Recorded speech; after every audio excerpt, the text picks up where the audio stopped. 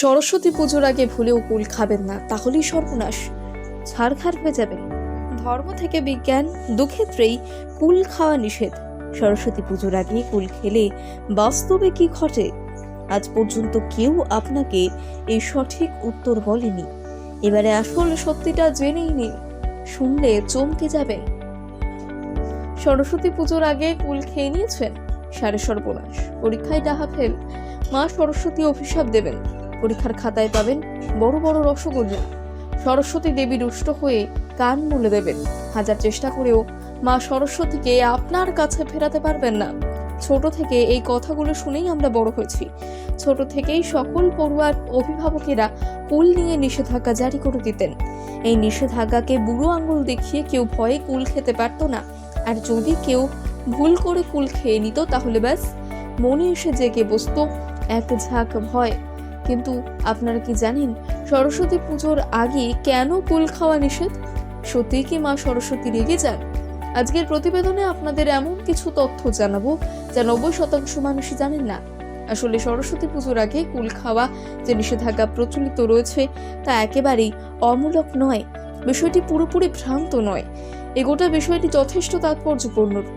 এর পেছনে গুণে গুণে 3টে গুরুত্বপূর্ণ যুক্তি রয়েছে, যা শোনার পর আপনিও বুঝতে পারবেন সরস্বতী পুজোর আগে কুল না ছোঁবার বিবর্তন। প্রথম যুক্তিটি সামাজিক প্রেক্ষাপট। আমরা সকলেই ঈশ্বরে বিশ্বাসী, তাই কোনো কিছু হলেই সবার আগে ঈশ্বরকে ডাকি।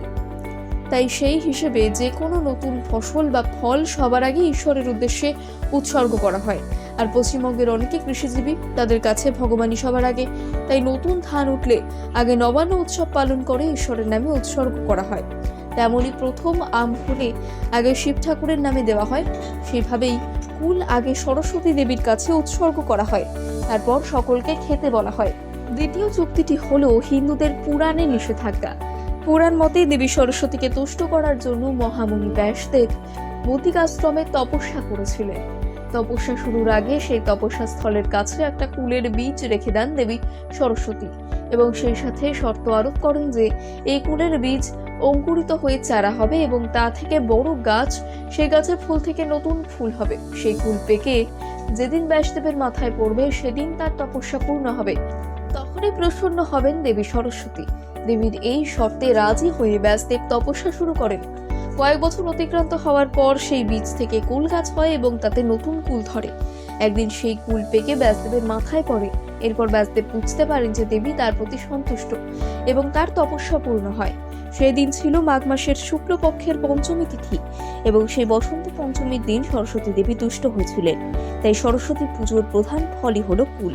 আর এই কারণেই সরস্বতী পুজোর আগে কুল খাওয়া নিয়ে বিরত থাকতে বলা হয়। তৃতীয় যুক্তিটি হলো বৈজ্ঞানিক দৃষ্টিভঙ্গি। সরস্বতী পুজোর আগে কুল না খাওয়ার পেছনে বৈজ্ঞানিক কারণও রয়েছে। সরস্বতী পুজো হয় শীতের শেষে বসন্তের শুরুতে, আর এই সময় নানান রকমের অসুখ হয়। মাঘ মাসের মাঝামাঝি সময় বা তার আগে কুল কাঁচা বা কষ যুক্ত থাকে। সরস্বতী পুজোর সময় কুল পাকতে শুরু করে, তাই এর আগে কুল খেলে পেটে নানা ধরনের সমস্যা দেখা দিতে পারে। তাই বিজ্ঞানীরা সরস্বতী পুজোর আগে কুল খেতে বারণ করেন। কি বন্ধুরা, বুঝতে পারলেন তো এবার কেন সরস্বতী পুজোর আগে কুল খেতে নিষেধ করা হয়? আশা করি আজকের প্রতিবেদনটি দেখে কোনো বিষয়টি বুঝতে পারলেন। তাহলে এবার আপনারাই সিদ্ধান্ত নিন, সরস্বতী পুজোর আগে কুল খাবেন নাকি খাবেন না। আর হ্যাঁ, এই ভিডিওটি ভালো লাগলে অবশ্যই বন্ধুদের মধ্যে শেয়ার করে দিন। আর ভিডিওটি কেমন লাগলো অবশ্যই কমেন্ট করে জানাতে ভুলবেন না।